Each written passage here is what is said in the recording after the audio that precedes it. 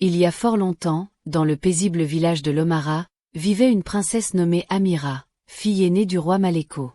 Contrairement à ses 3 jeunes sœurs, Amira n'était pas mariée. La raison? Sa silhouette. Elle était de forte corpulence, et dans ce village où les apparences comptaient plus que la bonté du cœur, cela suffisait à éloigner tous les prétendants. Peu à peu, les murmures devinrent des rumeurs cruelles. Certains villageois chuchotaient derrière son dos, inventant des chansons moqueuses. On racontait même, avec un rire amer, qu'il faudrait 3 longues cordes pour entourer sa taille, ou encore qu'elle pouvait manger une chèvre entière en une seule journée. Le roi Maléko et son épouse, la reine Sania, s'inquiétaient pour elle. À plusieurs reprises, ils avaient tenté d'organiser un mariage en son honneur, mais aucun homme ne s'y intéressait vraiment. Amira, de son côté, avait fini par se résigner.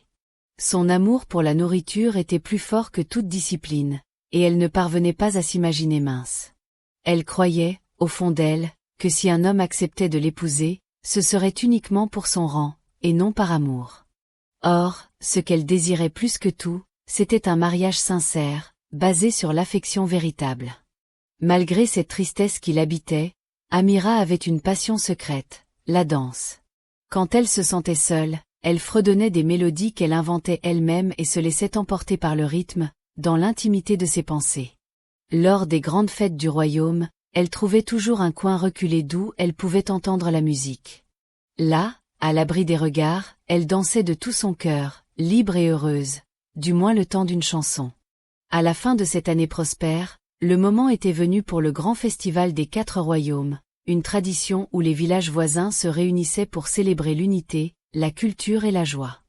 Mais Amira ignorait encore que cette édition changerait le cours de sa vie à jamais.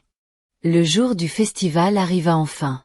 Dans chaque ruelle de Lomara, l'air vibrait d'excitation.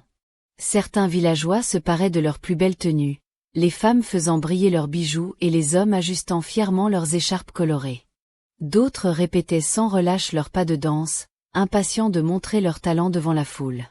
Les musiciens, eux, accordaient leurs instruments, et l'odeur des plats traditionnels flottait déjà dans l'air, promettant un festin inoubliable. Amira, quant à elle, ne se préoccupait ni des vêtements ni des mets. Ce qu'elle voulait, c'était trouver un endroit discret où elle pourrait danser librement, sans craindre les regards moqueurs. Après quelques minutes à se faufiler entre les groupes de villageois, elle trouva un coin isolé, assez proche pour entendre clairement le rythme des tambours et le souffle mélodieux des flûtes. Fermant les yeux, elle se laissa emporter par la musique, ses pas suivant le battement de son cœur. Mais bientôt, un son particulier attira son attention. Un tambour plus proche, plus intense. Elle tenta de l'ignorer, absorbée par sa danse, jusqu'à ce qu'un silence soudain tombe sur le festival. La musique s'interrompit brusquement. Sauf ce tambour, qui résonnait encore, plus fort que jamais. Intriguée, Amira se retourna. Devant elle se tenait un homme, un grand sourire aux lèvres, qui frappait doucement sur son instrument. Lorsqu'il vit qu'elle l'observait, il s'arrêta et demanda d'une voix claire. « Pourquoi t'es-tu arrêtée ?» Prise de panique, Amira tourna les talons et se mit à courir. Mais sa corpulence la ralentissait, et l'homme la rattrapa rapidement. Essoufflée, elle s'écria. « Laisse-moi tranquille. Va chercher ton divertissement ailleurs. » L'homme la regarda avec douceur, visiblement surpris par ses paroles. « Du divertissement ? Non. Je me suis perdue en cherchant la place du marché. Et quand je t'ai vu danser, j'ai eu envie de t'accompagner avec mon tambour. » Amira observa alors plus attentivement sa tenue. Des tissus colorés qui ne venaient pas de Lomara. Ce n'était pas un habitant de son village. Elle reprit son souffle, le remercia timidement, puis lui indiqua le chemin vers la grande place. Mais l'homme insista. « Je préfère continuer à jouer pour toi, » dit-il avec un sourire malicieux. Sans attendre l'accord d'Amira, il reprit son tambour et fit résonner un rythme entraînant. Elle soupira, mais finit par esquisser quelques mouvements de hanche au son de sa musique. Après tout, il était un étranger, un homme qu'elle ne reverrait probablement jamais. C'était peut-être l'occasion de danser comme elle en avait toujours rêvé, sans retenue. Le temps passa, et la musique les emporta. Finalement, Amira s'arrêta, le souffle court. « Merci, monsieur le batteur. Je me suis vraiment amusée, dit-elle en souriant. Je m'appelle Arin, pas monsieur le batteur, répondit-il en riant. Amira se présenta à son tour, puis expliqua qu'elle devait rentrer. Mais Arin la supplia gentiment. Reviens demain, s'il te plaît. Après un court silence, elle accepta. Sur le chemin du retour, elle repensait à lui. Pourquoi avait-il été si aimable? Pourquoi voulait-il passer plus de temps avec elle? Il n'est sûrement pas attiré par moi, pensa-t-elle. Ce genre d'homme, si beau et charismatique, ne s'intéressait pas aux femmes comme elle. Pourtant, toute la nuit, elle ne put chasser son image de son esprit. Le lendemain soir, elle retourna à l'endroit convenu. Lorsqu'Arin la vit, son visage s'illumina. Amira aussi était ravie de le retrouver. Ils discutèrent longuement, se découvrant des passions communes, puis il sortit son tambour et l'accompagna dans sa danse. Les jours devinrent des semaines. Ils se retrouvaient toujours au même endroit, et pour tous deux, c'était le moment le plus précieux de la journée.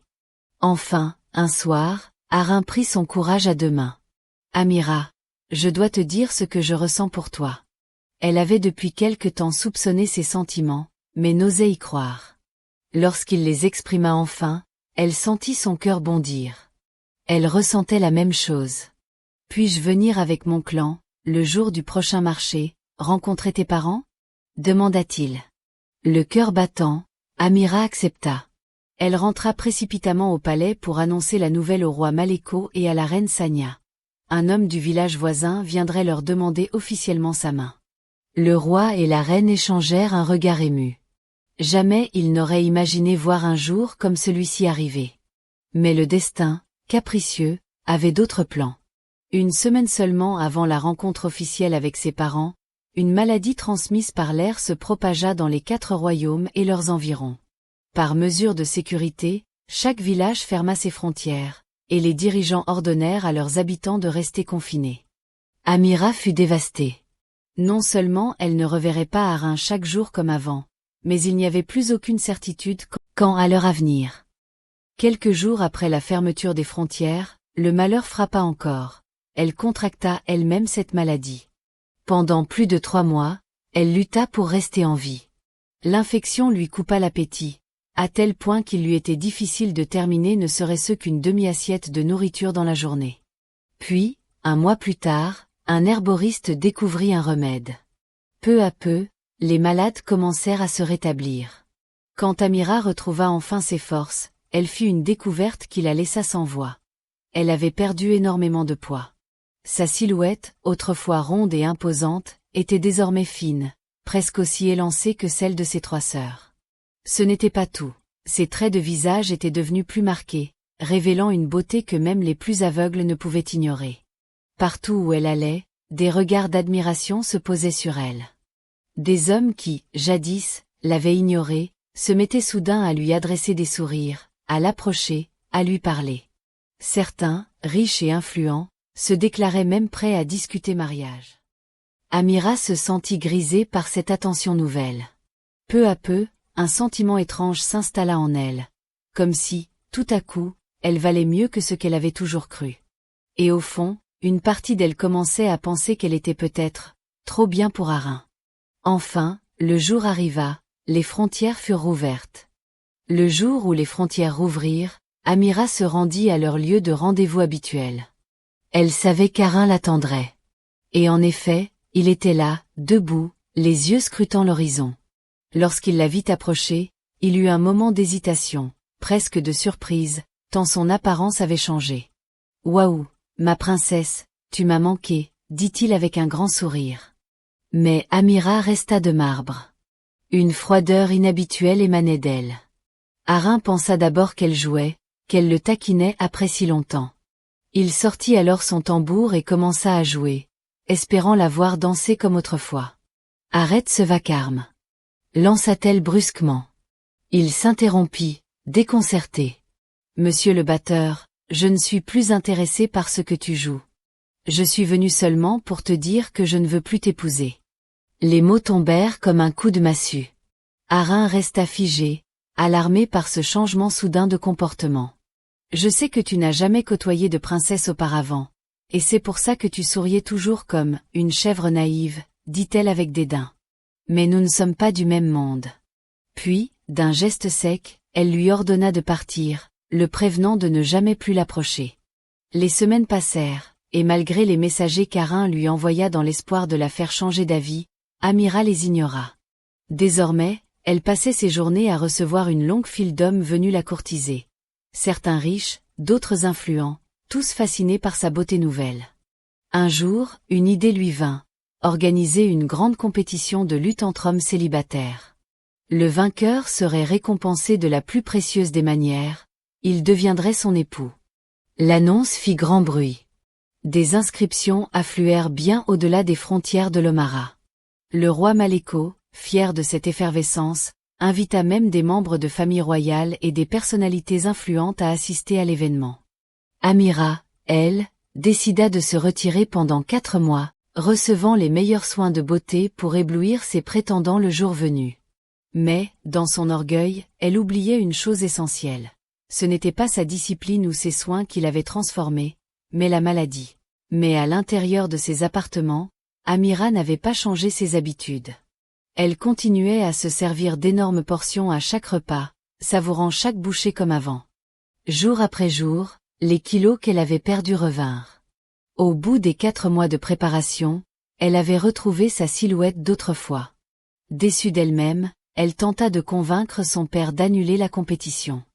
Mais le roi Maléko refusa. « Ma fille, tu trouveras un prétendant, peu importe ta situation, dit-il avec assurance. » Le jour venu, la place centrale de l'Omara débordait de monde. Des guerriers, des agriculteurs, des marchands et de nombreux célibataires éligibles s'étaient rassemblés pour tenter de conquérir le cœur de la princesse. Lorsqu'Amira fut appelée pour saluer ses invités, un silence lourd s'installa. Les hommes, stupéfaits, la dévisageaient. Elle n'était plus la femme que les rumeurs avaient idéalisée ces derniers mois. L'un après l'autre, ils quittèrent la place, renonçant à participer. Jamais Amira ne s'était sentie aussi humiliée. Honteuse, elle s'apprêtait à partir quand son regard se posa sur une silhouette familière. C'était Arin. Mais pas l'Arin qu'elle connaissait. Il portait des habits somptueux, brodés d'or et de pierres précieuses. Ce n'était plus le simple joueur de tambour qu'elle avait rencontré, mais un homme à la prestance royale. Ils se regardèrent longuement. Puis une voix appela. « Mon prince, votre père est prêt à partir. » Amira sentit son cœur battre. Arin était en réalité le fils du roi d'un des 4 royaumes. Par amour pour la musique, il se déguisait souvent pour jouer incognito parmi les gens du peuple, afin de ne pas être traité différemment. Elle comprit alors toute l'ampleur de son erreur. Dans son orgueil, elle avait rejeté un homme qu'il avait aimé lorsqu'elle était au plus bas, sans se soucier de son apparence. Et maintenant, il s'éloignait, pour toujours. Amira ne trouva plus jamais un amour sincère. Finalement, elle devint la 10e épouse d'un vieux chef. Ne néglige jamais ceux qui t'ont aimé dans tes moments les plus sombres. Ces personnes sont rares, et si tu les traites injustement, il se peut que tu n'aies plus jamais la chance de retrouver une telle place dans leur vie. N'hésitez pas à aimer, commenter vos impressions et partager cette vidéo pour inspirer ceux qui vous entourent. Abonnez-vous à la chaîne pour ne manquer aucune histoire captivante et pleine de sagesse.